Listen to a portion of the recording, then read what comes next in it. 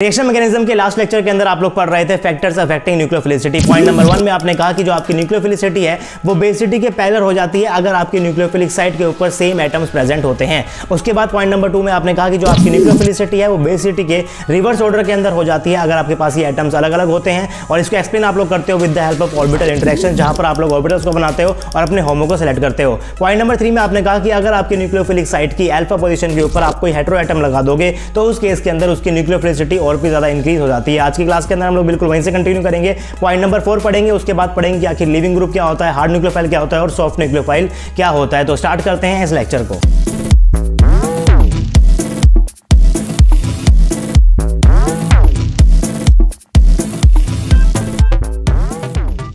Hey guys, this is RJ and welcome to RJ Academy. So this is lecture number 6 of reaction mechanism। 5 lectures already upload कर चुका हूं। अगर आप लोगों ने प्रीवियस वीडियोस नहीं देखे हैं तो आपको ज्यादा कुछ नहीं करना है, सिर्फ और सिर्फ RJ Academy के YouTube चैनल के ऊपर जाना है। वहां पर जाकर आपको प्लेलिस्ट सेक्शन के अंदर रिएक्शन मैकेनिज्म की प्लेलिस्ट देखने को मिल जाएगी। स्टार्टिंग से ऑन कर लो, सब कुछ आपको समझ में आएगा। अगर आपको कोई और चैप्टर्स पढ़ने हैं तो वो भी आपको वहां पर देखने को मिल जाएंगे। आप लोग किसी भी चैप्टर को स्टार्ट कर सकते हो, लेकिन प्लीज उसको लेक्चर नंबर 1 से स्टार्ट करना, आपको मजा भी आएगा और आपका सिलेबस भी अच्छे से कंप्लीट हो पाएगा। तो लास्ट लेक्चर के अंदर हम लोग पढ़ रहे थे कि आखिर सब्स्टिट्यूशन रिएक्शन क्या होती है, उसके बारे में बिल्कुल बातें कर रहे थे कि आखिर न्यूक्लियोफाइल क्या होता है, लिविंग ग्रुप क्या होता है, न्यूक्लियोफिलिसिटी किन किन फैक्टर्स के ऊपर डिपेंड करती है और 3 पॉइंट्स आप लोग अब तक पढ़ चुके हो। आज हम लोग बिल्कुल वहीं से कंटिन्यू करेंगे और पढ़ेंगे अपने पॉइंट नंबर 4 को, जो कि मैंने यहां पर लिखा हुआ है, strength of nucleophile is not always constant and depends on the nature of the solvent. वो सॉल्वेंट के नेचर के ऊपर भी डिपेंड करती है। अब यहां पर हम लोग बिल्कुल जनरल सॉल्वेंट को लेकर चलेंगे। आपका जो गैस फेज का सॉल्वेंट है या फिर आपका लिक्विड फेज का सॉल्वेंट है। अब सॉल्वेंट भी आपके पास लिक्विड फेज के अंदर बहुत सारे हो सकते हैं और अलग अलग सॉल्वेंट्स के अंदर अलग अलग न्यूक्लियोफाइल की अलग अलग रिएक्टिविटी होती है,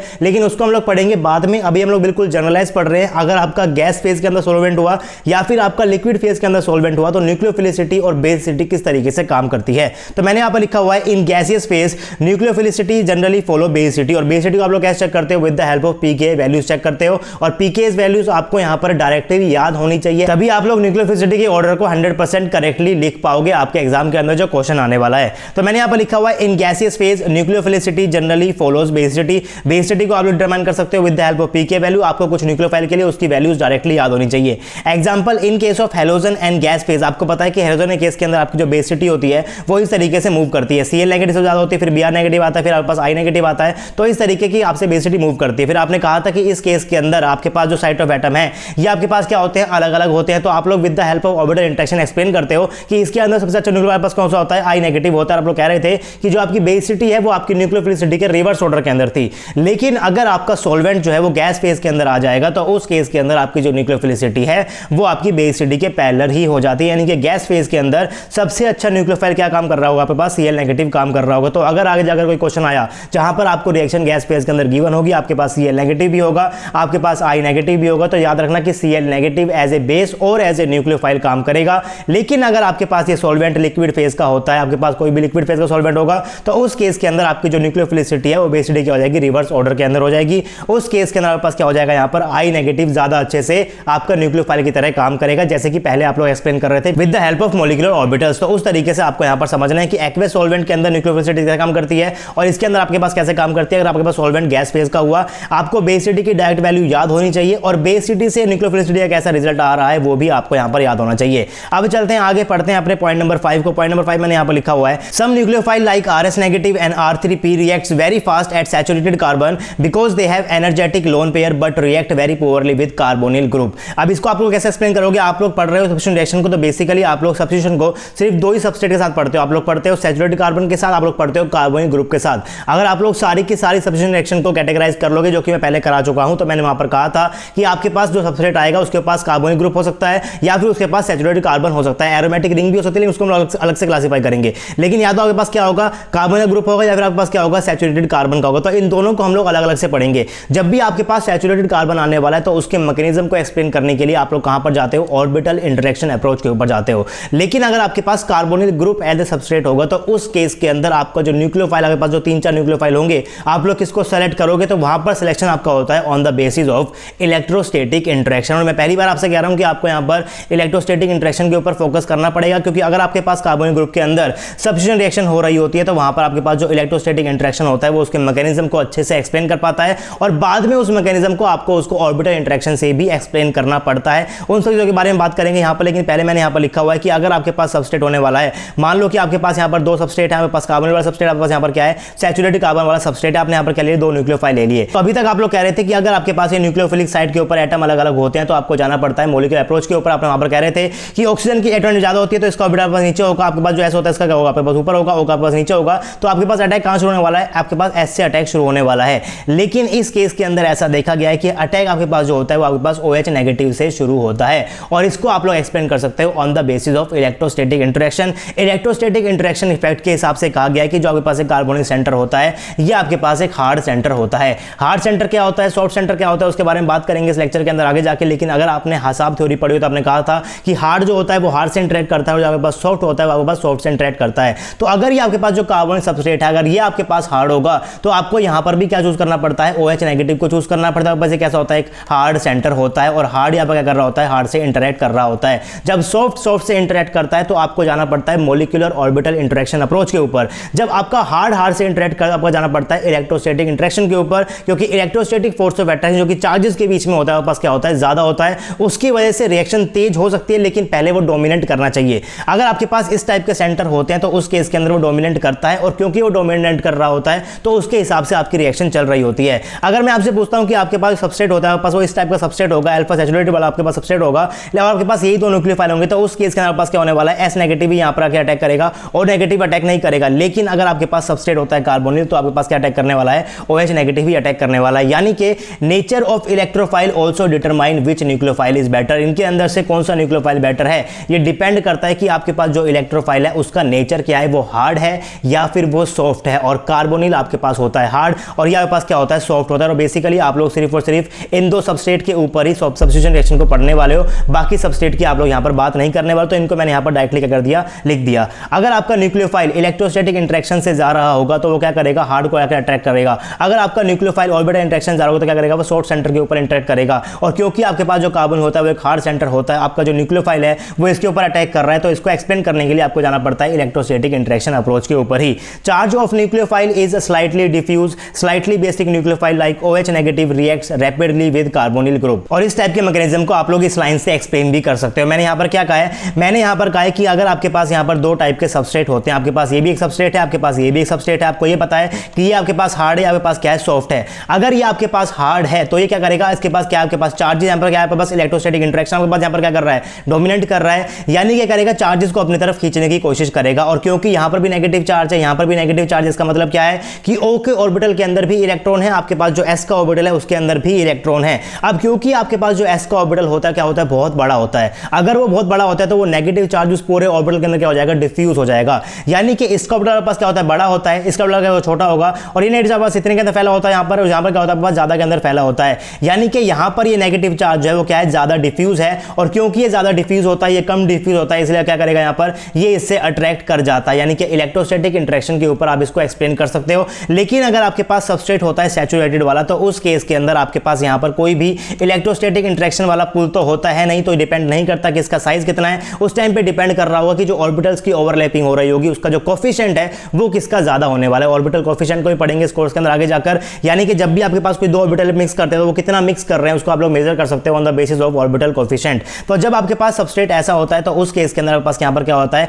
S नेगेटिव ही अटैक करेगा। इसको आप लोग एक्सप्लेन कर सकते हो कि यहां पर आपके पास इसकी जरूरत ही नहीं पड़ी, आपका जो साइज ऑर्बिटल है उसकी जरूरत मुझे पड़ ही नहीं रही है, क्योंकि आपके पास यहां पर क्या हो रहा है, ऑर्बिटल कोफिशिएंट की वजह से आपके पास यहां पर रिएक्शन हो रही है। अब आगे मैंने यहां पर लिखा हुआ है, nucleophile that react rapidly with saturated carbon atom are considered as soft nucleophile. जो सैचुरेटेड कार्बन के ऊपर अटैक करेंगे उसे मैं क्या बोलता हूं, सॉफ्ट न्यूक्लियोफाइल बोलता हूं, गवर्न्ड बाय होमो-लुमो इंटरेक्शन। मैं आपको बता चुका हूं। Nucleophile that react rapidly with carbonyl group are considered as hard nucleophile, क्योंकि आपके पास क्या होता है, हार्ड सेंटर होता है और हार्ड से आपका हार्ड ही अट्रैक्ट कर रहा होगा और आपका यहां पर हार्ड इंटरेक्ट कर रहा है, तो मैं क्या बोलने वाला हूं, हार्ड न्यूक्लियोफाइल बोलने वाला हूं, गवर्न्ड बाय इलेक्ट्रोस्टैटिक इंटरेक्शन। उसके बाद मैंने यहां पर लिखी हुई बहुत important line, reaction dominated by electrostatic interaction also requires transition of electron from HOMO to LUMO. अगर आपके पास रिएक्शन हो रही है तो भाई आपके पास इलेक्ट्रॉन का मूवमेंट तो हो रहा होगा। तो अगर आपने किसी भी रिएक्शन को इलेक्ट्रोस्टैटिक इंटरेक्शन से एक्सप्लेन किया है तो बाद में आपको उसके ऑर्बिटल इंटरेक्शन से भी एक्सप्लेन करना पड़ेगा। But the reaction dominated bye orbital interaction does not require electrostatic interaction. But जिस रिएक्शन को आप लोग सिर्फ और सिर्फ ऑर्बिटल इंटरेक्शन से ही एक्सप्लेन कर रहे हो उसके लिए आपको इलेक्ट्रोस्टैटिक इंटरेक्शन से अलग से एक्सप्लेन करने की जरूरत बिल्कुल भी नहीं नहीं पड़ेगी। उसका एग्जांपल मैंने यहाँ पर लिखा हुआ है, इस टाइप की रिएक्शंस आपको यहाँ पर देखने को मिल जाएगी। आपके पास यहाँ पर क्या होता है, सबस्ट्रेट होता है। मान लो आपके पास यहाँ पर क्या है, दो न्यूक्लियोफाइल। तो मैं आपको यहाँ बता रहा हूँ कि आपके पास क्या होता है, हार्ड होता है, आपके पास क्या होता है, सॉफ्ट होता है। कैसे क्लासिफाई करते हैं मैंने आगे लिखा हुआ है, लेकिन यहाँ पास क्या होने वाला है, सॉफ्ट, यहाँ पास क्या होने वाला है, हार्ड होने वाला है। क्या होता है, Mg होता है, बस क्या होता है, कॉपर होता है। Mg छोटा होता है, चार्ज ज्यादा है, छोटे के ऊपर यानी कि डेंसिटी ज्यादा, मैं क्या बोलूंगा, इसको हार्ड बोलूंगा। कॉपर बड़ा है, बड़े के ऊपर आपके पास उतना ही चार्ज है, यानी कि आपके पास चार्ज क्या डिफ्यूज, यानी कि बस क्या हो जाएगा, सॉफ्ट सेंटर हो जाएगा। उस तरीके से आपके पास यहाँ पर क्या है, सबस्ट्रेट है। आपको पता है कि यहाँ पर सेंटर आपके पास यहाँ पर कैसा होने वाला है, हार्ड सेंटर होने वाला है, और यहाँ पर सेंटर कैसा होता है, सॉफ्ट सेंटर होता है। अकॉर्डिंग टू हसाब रूल आपके पास जो हार्ड है वो हार्ड से इंटरेक्ट करेगा, और जो सॉफ्ट है वो क्या करेगा, सॉफ्ट से इंटरेक्ट करेगा। यानी कि अगर आपके पास यहाँ पर दो टाइप के यहाँ पर मोलिक्यूलोफाइल होंगे, RMGX आपके पास होगा और R2CuLi होगा, तो ये आपके पास यहाँ पर अटैक करेगा, बस ये क्या है, सॉफ्ट सेंटर है, आपके पास कहाँ पर अटैक करेगा, हार्ड के ऊपर अटैक करेगा। इस टाइप से आपके पास दो अलग अलग प्रोडक्ट आ जाएंगे अगर आपके पास यहाँ पर चीजें सेम होती है। अब बात करते हैं कैसे आप लोग हार्ड न्यूक्लियोफाइल को और कैसे आप लोग सॉफ्ट न्यूक्लियोफाइल को क्लासिफाई कर सकते हो। सेंटर तो आपके पास बस दो ही है, कार्बोनिल है और आपके पास क्या है, सैचुरेटेड है। कार्बन वाले पास क्या होता है, हार्ड होता है, पास क्या होता है, सॉफ्ट होता है।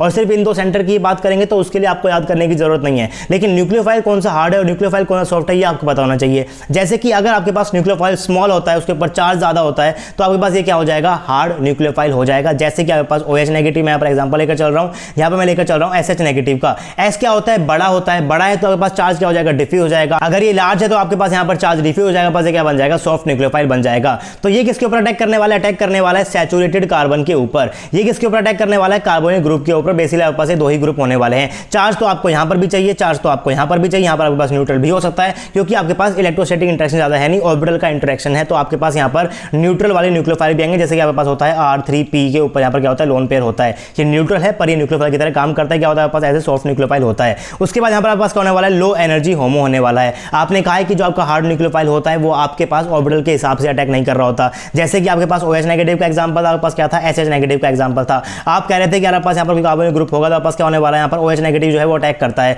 लेकिन आपने देखा है कि ऑर्बिटल के हिसाब से आपके पास जो S नेगेटिव आपके पास ये क्या आने वाला है, ऊपर आने वाला है, और एंड वापस कहाँ पर आता है, नीचे आता है। लेकिन आप यहाँ पर कह रहे हो कि आपके पास स्टार्टिंग से आप कह रहे हो कि आपके पास जो अटैक होना शुरू होना चाहिए आपके पास ऊपर वाले होमो से होना चाहिए, सबसे ऊपर वाले होमो से होना चाहिए। लेकिन यहाँ पर अटैक आपके पास कहाँ हो रहा है, इस तरीके से अटैक हो रहा है। यानी कि बेसिकली फोकस करता है लो एनर्जी होमो के ऊपर, और ये किसके ऊपर फोकस करता है, हाई एनर्जी होमो के ऊपर। यानी कि सॉफ्ट न्यूक्लियोफाइल अपने होमो से अटैक करो जिसकी एनर्जी सबसे ज्यादा होती है, लेकिन यहाँ पर ये अटैक कर रहा होता है जिसकी एनर्जी क्या होती है, सबसे ज्यादा कम होती है। तो इस तरीके से आपको यहाँ पर चीजों को याद करना है। It is like to attach on carbon, आपके पास क्या होता है, हार्ड सेंटर होता है। It is like to attach with alkyl halide, आपके पास क्या होता है, सैचुरेटेड आपके पास सेंटर होता है। उसके बाद नेक्स्ट पॉइंट मैंने यहाँ पर लिखा हुआ है, इसका क्या होता है, स्मॉल ऑर्बिटल कोएफिशिएंट होता है, और सॉफ्ट के पास क्या होता है, लार्ज ऑर्बिटल कोएफिशिएंट होता है। ऑफ कोर्स सॉफ्ट को आप लोग किससे एक्सप्लेन कर रहे हो, ऑर्बिटल इंटरेक्शन से एक्सप्लेन कर रहे हो, और ऑर्बिटल इंटरेक्शन के अंदर आपके पास जो ऑर्बिटल जो ओवरलैपिंग कर रहे होते हैं उसका जब कोएफिशिएंट ज्यादा होगा तभी ज्यादा ओवरलैपिंग करेंगे, तभी आप लोग इसको इससे एक्सप्लेन कर रहे हो। एग्जांपल मैंने यहाँ पर कुछ लिखे हुए हैं, OH negative, NH2 negative, R negative, Li positive, RMGX। Mg भी छोटा होता है, Li भी छोटा होता है, R सेंटर भी छोटा होता है, N भी छोटा होता है, O भी छोटा होता है।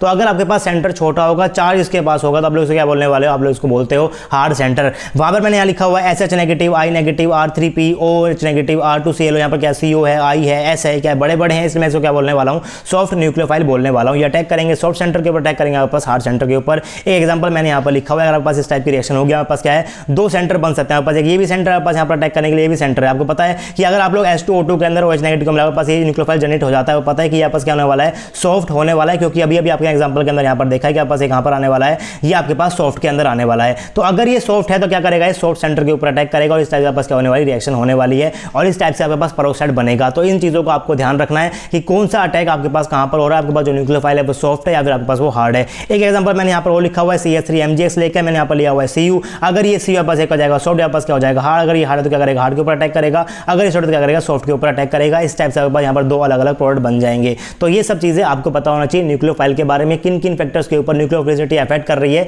ये सारी की सारी जनरल बातें हैं, अभी तक हमने किसी पर्टिकुलर रिएक्शन को नहीं पढ़ा है, SN1 को नहीं पढ़ा है, SN2 को नहीं पढ़ा है, ये सारी की सारी बिल्कुल जनरल बातें हैं। उसके बाद नेक्स्ट मैंने यहाँ पर लिखा हुआ है लिविंग ग्रुप क्या होता है। अब अगर आपको लिविंग ग्रुप को देखना है, आपको पता है कि सब्स्टिट्यूशन रिएक्शन के अंदर आपके पास सबस्ट्रेट होगा, जब न्यूक्लियोफाइल अटैक करेगा तो वो सबस्ट्रेट को छोड़कर जो आपके पास ग्रुप बाहर निकलता है उसको आप लोग क्या बोलते हैं, लिविंग ग्रुप बोलते हो। It seems to have two important function, it withdraw electron density from the carbon atom and generates carbocation and it is capable of stabilising negative charge after being expelled. अब आपको ये दो point समझ में आ जाएंगे तो आपको लिविंग ग्रुप भी पूरा समझ में आ जाएगा। जैसे कि अगर आपके पास यहाँ पर कोई भी सैचुरेटेड वाला क्या होता है, कोई भी सबस्ट्रेट होता है, मैं क्या लगा रहा हूँ यहाँ पर कोई भी हैलोजन लगा रहा हूँ, पास क्या है, लिविंग ग्रुप है। तो इस लिविंग ग्रुप का काम क्या होगा, जब ये यहाँ पर छोड़कर जा रहा होगा इसको, तो ये इस बॉन्ड पे इलेक्ट्रॉन को लेकर जा रहा होगा, और दूसरी बात ये क्या कर रहा होगा, कार्बोकैटायन को बना रहा होगा। तो ये इस लोन पेयर को लेकर जाए, क्या बन जाएगा पास यहाँ पर X नेगेटिव बन जाएगा। तो जब भी आपका लिविंग ग्रुप काम कर रहा होता है तो या तो वो एक कार्बोकेटायन को बना रहा होता है और या तो वो खुद चार्ज को लेकर बाहर जा रहा होता है। तो आपको देखना होता है कि अगर ये खुद चार्ज को लेकर बाहर जाएगा तो क्या ये स्टेबल बनेगा, और आपको ये देखना होता है